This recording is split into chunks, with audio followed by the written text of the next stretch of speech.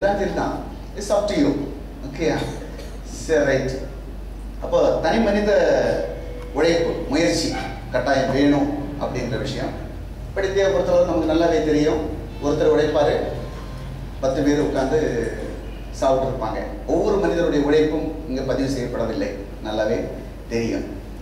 ரெண்டாவது, தக்க சிந்தனை, தக்க கொள்கை வகுக்கப்பட வேணும். ஒரு இந்த நாட்டுக்குன்னு ஒரு பாலிசி, இந்த மக்களுக்கு ஒரு பாலிசி அப்படின்னு ஒன்று கட்டாயம் வேணும். ஆனால் அன்ஃபார்ச்சுனேட்லி இப்போ அந்த நிலைமையில் இருக்கும். நமக்கான ஒரு பாலிசியை ஃப்ரேம் பண்ணுறாங்க, ஒரு கொள்கையை ஃப்ரேம் பண்ண வேண்டிய இடத்துல நம்ம இருக்கோம். இங்கே இருக்க இதை ஒத்துக்க முடியுதா? இந்த நாடு நம்முடைய நாடுங்கிறது நம்ம தான். நம்முடைய பழக்கவழக்கங்கள், செயல்பாடுகள், நம்முடைய வாழ்க்கை தரம், நேற்றுக்கு இருந்த வாழ்க்கை, இன்னைக்கு இருக்க வாழ்க்கை, நாளைக்கு போகக்கூடிய ஸ்டைல்லாம் பார்க்குற நேரத்தில் இதெல்லாம் வித்தியாசமாக ஏதோ ஒன்று அப்படிங்கிறத யோசிக்க முடியுதா? இன்னைக்கு போயிட்டு இருக்கோம், முன்னோக்கி போகணும் அப்படின்னு சொன்னால் ஒரு பாலிசி ஒன்று ஃப்ரேம் பண்ண வேண்டிய ஒரு கட்டாயத்தில் இருக்கோம் அப்படிங்கிறத புரிஞ்சிக்க முடியுதா? சரி, அது என்னன்னு பார்ப்போம். இன்றைக்கி இருக்க நாட்டு நிலவரம் பார்க்குற சமயத்தில் என்ன ஆகுது அப்படின்னு சொல்ல முடியாது. நாளைக்கு என்ன ஆகுதுன்னு 5 வருஷத்துல என்ன ஆகுதுன்னு சொல்ல முடியாது. அந்த அளவுக்கு நிலவரம் மோசமாக இருக்குது. ஸோ ஒரு பாலிசி கட்டாயம் ஃப்ரேம் பண்ணி தான் ஆகணும். இதை கவர்மெண்ட்டு ஃப்ரேம் பண்ணுமா, தலைவர்கள் ஃப்ரேம் பண்ணுவாங்க அப்படின்னு எல்லாம் ஒன்று எதிர்பார்த்துட்டு இருக்க முடியாது. ஒவ்வொரு தனி மனிதனுக்கும், ஒவ்வொரு மனிதனுக்கும் அந்த உரிமையும் கடமையும் பொறுப்பும் கட்டாயம் இருக்கவே இருக்குது. கென்னடி சொன்ன மாதிரி நாடு என்ன செய்த உனக்கு அப்படின்னு பார்க்காத, நீ முதல்ல என்ன செய்த அதை சொல்லு அப்படிங்கிறது மாதிரி அந்த பாயிண்ட் தான். Okay, right. நம்ம இந்த விஷயங்களை பேசி முடிக்கிறதுக்காக இன்னைக்கு ஒரு நாள் நம்ம இதுக்காக ஸ்பெண்ட் பண்ண போகிறோம். ஒரு நாளை நம்ம இதுக்காக ஸ்பெண்ட் பண்ண போகிறோம். யாருக்காவது இந்திய ஒரு நாளை ஸ்பெண்ட் பண்ணுறதுல தயக்கம் இருக்குமா? முதல்ல தெரிஞ்சுக்கும். இடையில போகணும் அப்படிங்கிறவங்க, இடையில போகணும், டியூட்டிக்கு போகணும். எத்தனை மணிக்கு? 1 மணிக்கு. ஓகே, 2 o'clock தான் லஞ்சு. நாங்கள் 2 மணிக்கு தான் சொல்லியிருக்கோம் லஞ்சு. 1 மணிக்கு போகிறேங்கிறீங்க. சரி, ஓகே, இனி வராது. உங்களுக்கு பேக் லஞ்சே கொடுக்கலாம், பிரச்சனை இல்லை. சரி, ஒருத்தர் வேறு யாராவது, நான் ரொம்ப போர் அடிச்சுட்டேன், நான் கிளம்பி போகலாம் அப்படின்னு கொஞ்சம் பேர் இருக்கீங்க, அப்படி தானே? வேணும் போய் டான்ஸ் ஆடி ஜோக் பண்ணி உங்களுக்கு வேணும்னா ஜாலியாக வச்சுக்கிறது நான் ட்ரை பண்ணுறேன். ஓகே, நீங்கள் போகாமல் இருந்தால் மட்டும் போதும். பட் இனி வராது. இன்னைக்கு ஒரு நாளை இதுக்காக ஒதுக்கி வந்திருப்பீங்க அப்படிங்கிறது நான் முழுசாக நம்புகிறேன். Okay, right. நம்பிக்கை தான் வாழ்க்கை. நல்ல விஷயம். சரி, ரெண்டாவதாக ஆல்மோஸ்ட் அது ஒரு 2 மணிக்கு நம்முடைய கருத்தரங்கு முடிவடையும். அது ஒரு லஞ்ச் பிரேக் தான். பிரேக்கு பிறகு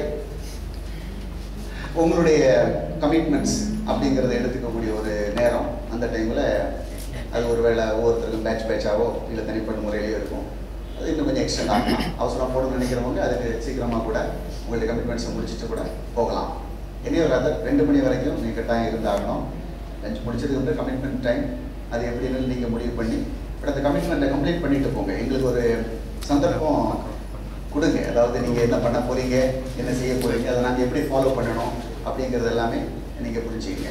அதுக்காக நீங்கள் சந்தர்ப்பம் கொடுத்தீங்கன்னா நல்லாயிருக்கும். இல்லை அரைக்குறையாக விட்டுட்டு போனீங்க அப்படின்னு சொன்னால் உங்களை தொடர்பு கொள்வது, உங்களை வழி நடத்துறது அப்படிங்கிறது இந்த கம்பெனிக்கு நிச்சயமாக சிரமமாக இருக்கும். என்ன அப்படிங்கிறத நான் உங்களுக்கு சொல்லிகிட்டே இருக்கிறேன், உங்களுக்கு ஈஸியாக புரிஞ்சிடும். Okay, right. நம்பர் 1, நம்ம இன்னைக்கு நமக்காக ஒதுக்கி இங்கே உட்காந்துருக்கிறோம். எல்லா சிந்தனைகளையும் கொஞ்சம் ஒதுக்கி வச்சுக்கிட்டு நம்ம பற்றி கொஞ்சம் யோசிக்கலாம், நம்ம நாட்டை பற்றி யோசிக்கலாம், நம்முடைய வாழ்வாதாரத்தை பற்றி யோசிக்கலாம். அதுக்கு உங்களுடைய நேரத்தை தயவு செய்து எங்களுக்கு இன்னைக்கு ஒரு நாள் மட்டும் கொடுங்க. ரெண்டாவது பாயிண்ட், எல்லாருமே கையில் ஒரு கருவியோட வந்திருப்பீங்க. என்ன கருவின்னு உங்களுக்கு எல்லாருக்கும் தெரியும். ஓகே, எதை சொல்ல போகிறேன் அப்படிங்கிறதும் உங்களுக்கு நல்லாவே தெரியும். அதாவது செல்ஃபோன் அப்படிங்கிற ஒரு கருவி தான். ஆனால் பேசுறதையும் தவிர எல்லாத்துக்கும் அதுதான். அதனால நிச்சயமாக அது இன்றியமையாத பொருள். ஃபோட்டோ எடுக்கிறது, பாட்டு கேட்கறது, டைம் பார்க்குறது, எல்லாம் நினைக்கிறது, இன்னும் அதில் என்னென்ன இருக்குன்னு சொல்ல முடியாது. அவ்வளோ விஷயங்களும் செல்ஃபோனில் இருக்குது. கொஞ்ச நாள் அந்த ஃபோன் இந்த வார்த்தையை எடுத்துருவாங்க போல இருக்குது. அந்த அளவுக்கு அற்புதமான கல்வி. அமெரிக்காவில் சில இடங்களில் 85% தேனீக்கள் காணாமல் போயிடுச்சு. நியூசிலாந்து, ஜெர்மனி, ஆஸ்திரேலியா இந்த நாட்டில் 50% தேனீக்கள் காணாமல் போயிடுச்சு. இதெல்லாம் காணாமல் போனது எது காரணம்னு நினைக்கிறீங்க? ஓகே, ஏன்னா ஒரு 5 கிலோமீட்டர் டிஸ்டன்ஸுக்கு தான் அது உணவு தேட புறப்படும். உணவுங்கிறது தேடி ஜஸ்ட் 5 கிலோமீட்டர் தான். 5 கிலோமீட்டர் போகிறது நம்ம மாதிரி செல்ஃபோனை வச்சுக்கிட்டு ஜிபிஆர்எஸ் எல்லாம் வச்சுக்கிட்டு மாப்பிள்ளை எங்கே இருக்கடா, கொஞ்சம் திரும்பி பாரு, இங்கே தான் நின்றுருக்கேன் அப்படின்னு எல்லாம் தேனீக்கள்னால செல்ஃபோனோட பறக்க முடியாது. ஓகே, அதுகளுக்கு ஒரே ஒரு மின்காந்த அலை, நார்த் டு சவுத் பாயக்கூடிய அந்த மின்காந்த அலை, அதை வச்சுக்கிட்டு ஓகே இப்படி ஒரு அலை பெய்ஞ்சிட்டு அப்போ இதான் நார்த்து, இது சவுத்து, இது வெஸ்ட்டு, அப்போ எந்த திசையில் வந்துட்டு இருக்கு அப்படின்னு பார்த்து இங்கேருந்து இவ்வளோ தூரம் பறந்து போனால் நம்ம கூட்ட போய் சேர்ந்துடலாம் அப்படிங்கிற அந்த ஒரு இயற்கையை மட்டும் நம்பி அது போயிட்டுருக்கு. கூட்ட விட வெளியே வந்துச்சு, திருப்பி போயிட்டு இருக்க சமயத்தில் இன்னொரு அலை ஓடுது. அண்ணலும் நோக்கினாள், அவளும் நோக்கினாள். இந்த அலைவரிசை அது ஒரு திசையில வீசுது. அப்போ இதை நார்த்துக்குள்ள இருக்குன்னு சொல்லிட்டு அதை நோக்கி பயணப்படுற சமயத்தில் அது எங்கே போடுமோ அதை விட 5 கிலோமீட்டர் வேற மாதிரி இடத்துல போய் நிற்குது. அது கூட தேடி பார்த்தா கூட காணும், செத்து போயிடும். அவ்வளோதான். சரி, தேனி செத்து போனால் நமக்கு என்ன, அப்படி தானே? பறவைகளை செத்து போயிருக்கு, சிட்டுக்குருவிகள் காணாமல் போயிருக்கு, இதே மாதிரி நிறைய போயிருக்கு. நான் தேனியை பற்றி மட்டும் இப்போ சொல்கிறேன். நிறைய எஸ், அதாவது உலகத்தில் 2 லட்சம் பூக்கிற தாவரங்கள் இருக்குது. இதோடைய இனவிருத்தி எதனால செயல்படுதுன்னு சொன்னால் அயல் மகரந்த சேர்க்கை. இந்த அயல் மகர சேர்க்கைக்கு இயற்கை நம்பி இருக்கிற ஒரு பிராணி உண்டுன்னு சொன்னால் அது தேனீக்கள். அயல் மகரந்த சேர்க்கை இல்லை அப்படின்னா, தேனீக்கள் இல்லைன்னா அயல் மகரந்த சேர்க்கை இல்லை.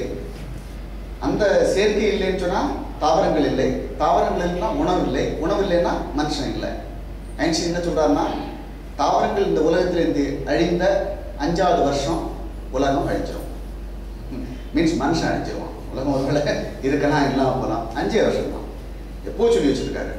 பட் நம்ம இதெல்லாம் கணக்கிலே எடுக்காம நம்ம என்னென்னமோ பண்ணிட்டு இருக்கோம். அட்லீஸ்ட் இன்னைக்கு கொஞ்சம் வாய்ப்பு கொடுப்போம், கொஞ்சம் நேரமாக தேனீக்களை காப்பாற்றுவோம். சரி, அட்லீஸ்ட் சைலண்ட் மோடுக்கு அனுப்புவோம். ரைட், சரி, ஓகே. ஒரு தக்க கொள்கை அப்படிங்கிற விஷயத்தை நான் கேட்குறேன். இப்போ இந்திய நாடு அப்படிங்கிற நாடு, இப்போ உங்களுக்கு சுதந்திர போட்ட தியாகிகள்லாம் ஒன்றும் கிடையாது.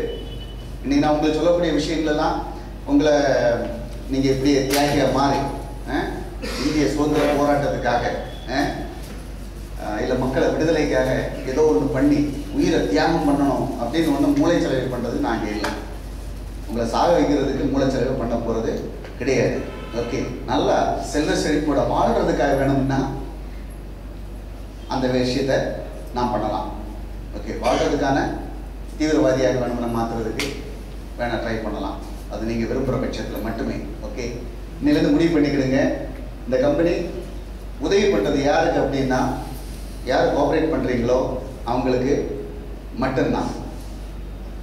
யார் கோஆப்ரேட் பண்ணலையோ, யார் இந்த சிஸ்டத்துக்குள்ளே நுழைஞ்சி வரலையோ அவங்க கூட எந்த தொடர்பும் ஒட்டுறவும் எதுவுமே கிடையாது. ஸோ அந்த அளவுக்கு கம்பெனி அடுத்த ஸ்டெப்ஸுக்கு எலிவேட் ஆகிட்டே இருக்குது. ஏன்னா காலம் ரொம்ப கம்மியாக இருக்குது. எல்லா டிஸ்ட்ரிக்ஸுக்கும் நாங்கள் ட்ராவல் பண்ண வேண்டி இருக்குது. இந்தியா ஃபுல்லாக ட்ராவல் பண்ண வேண்டி இருக்குது. ஒரு சரியான ஒரு சித்தாந்தத்தை மக்கள் முன்னால் வைக்க வேண்டிய ஒரு தேவை இருக்குது. அதனால தான் சொல்கிறேன். ஓகே, ஒரு ஷார்ட் பீரியட் தான். அந்த டைமில் நம்ம பண்ண வேண்டிய பண்ணிட்டோம் அப்படின்னு சொன்னால் சிஸ்டம் கூட நம்ம இணைஞ்சு போயிட்டு இருக்கோம் அப்படின்றது உண்மையான விஷயம். Right, okay. அப்போ இந்தியா அப்படிங்கிற ஒரு நாட்டுக்கான ஒரு பிரச்சனை இன்றைக்கி இருக்குது. எல்லாரும் உங்களுக்கு தெரியும் நினைக்கிறேன். அது என்ன அப்படின்னா, நம்முடைய பொருளாதாரம் ரொம்ப மட்டமாக சீர்குலைந்து போயிட்டே இருக்குது. அங்கேயும் அமெரிக்காவுக்கு எப்படி 1929 முன்னாடி அந்த பொருளாதாரம் சீர்குலைந்து போச்சுதோ அதே மாதிரி இங்கேயும் பொருளாதார சீர்குலைந்து போயிட்டு இருக்குது. நமக்கு ஓரளவுக்கு சில விஷயங்களை வச்சு பார்க்குறேன்னு நமக்கு தெரியும். எப்படி இதை திருப்பி ரெனரேட் பண்ணலாம், அதில் நமக்கு என்ன விதமான ஒரு ஒரு ஒரு பயன் அப்படி இருக்கிறதுக்கு நீங்கள் கனெக்ட் பண்ணியே பார்த்துக்கலாம். சரி, ஓகே. இப்போது பார்க்க வேண்டிய ஒரே ஒரு விஷயம்தான், அது என்ன அப்படின்னா நம்முடைய பலம்.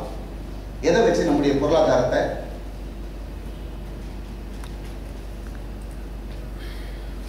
தூக்கி நிப்பாட்ட முடியும் அப்படின்னு சொல்லிக்கிட்டு நம்ம நினைக்கிறோம். புதுசாக வந்திருக்கவங்க ஆட் மூலமாக வந்திருந்தவங்க கூட இதுக்கு பதில் சொல்லலாம், மற்றவங்க சொல்லலாம். நம்முடைய பொருளாதாரத்தை தூக்கி நிற்கிறதுக்கான ஒரு வாய்ப்பை உருவாக்குறதா எது மூலமாக இதை சாதிக்க முடியும்னு நினைக்கிறீங்க? ஓகே.